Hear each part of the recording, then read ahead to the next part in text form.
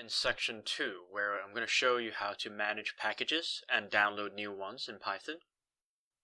The package ecosystem of Python is arguably the most powerful feature in Python. There's a large number of people developing tools and packages and modules for Python.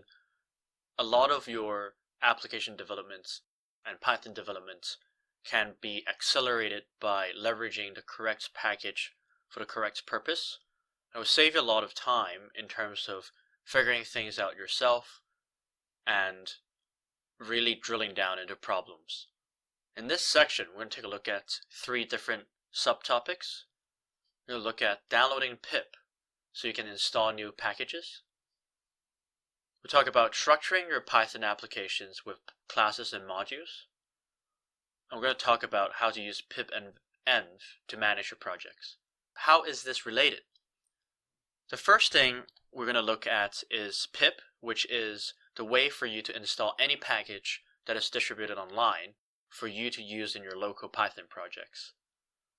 We then talk about how you can structure your Python application using the same concepts of packages, classes, and modules. We then talk about, lastly, how you can manage the complications of what packages you're using for your different projects. In this video, the focus is downloading pip so that you can install new packages. In this video, we're going to take a look at number 1, what is pip and where does it get its packages? Number 2, how to install, upgrade new packages with pip. Number 3, how to install WHL or wheel files. Let's start from the terminal. We're back in our terminal, and let's imagine for a second that you're in Python and you've been checking out some of the hot new packages in Python in 2017. You might want to try out something like Pendulum, which is a Python package that allows you to have very smart and very streamlined manipulation of date-time objects. So you go into your Python, you say, I want to import Pendulum, and you discover that Python tells you, hey, I can't find this module, like it's not installed. So what do? So enter pip. So pip is already installed if you launched your WinPython PowerShell prompts.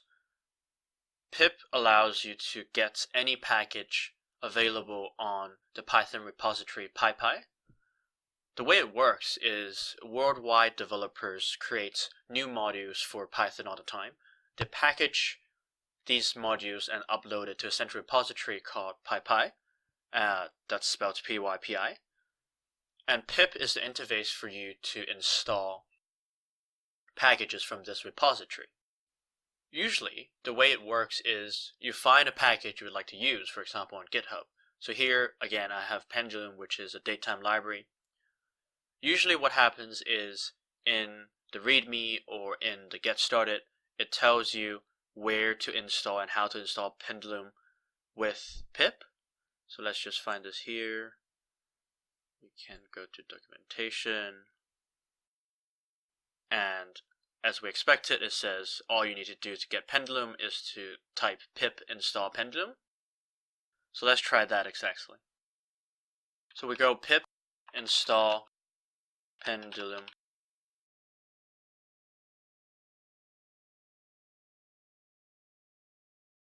And you can see that after a little bit of fanfare, pip has successfully installed Pendulum and some of its dependencies. So we go back into Python and we say import Pendulum. We can then see that it has successfully imported Pendulum and there's no error message. Further, we can try some of the examples in Pendulum. So we can see that Pendulum has been successfully installed. The other example I want to show you is you can also upgrade existing packages. For example, if we have a new update to Pendulum, what we need to do is very easy. We only need to do pip install with the upgrade flag, and it will check for updates. And you can see that here PYTZ, which is the Python time zone library, is not up to date. So it has collected the information needed for PYTZ to be update it and update it for us. The last thing I'm going to show you is wheel files. So what are wheel files? So wheel files are packaged Python modules that you download from the internet, which is not hosted on PyPy. So for example, the NumPy math kernel library extension is a famous one where you need for deep learning libraries like TensorFlow, but it isn't available on PyPy. So what you need to do is to go to a web page such as this and download the correct version of the wheel file. So this denotes the Python version you're using. So for example, we're using Python 3.4, which is why we're going to do CP34. If you're on 2.7, you would do 2.7, etc. Downloading a wheel file. So what do you do with a wheel file? So let's go back to our terminal. So we're back in our Python terminal, and to install a wheel file, we're using the same pip install command.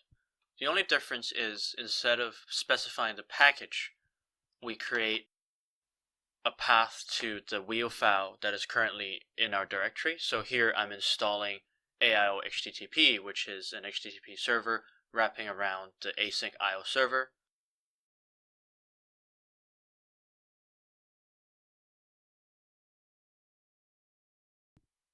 And after a while, it has installed the package from the wheel file and not from the PyPy repository. So at any time you can't find a Python package in PyPy, a wheel file is the way to go.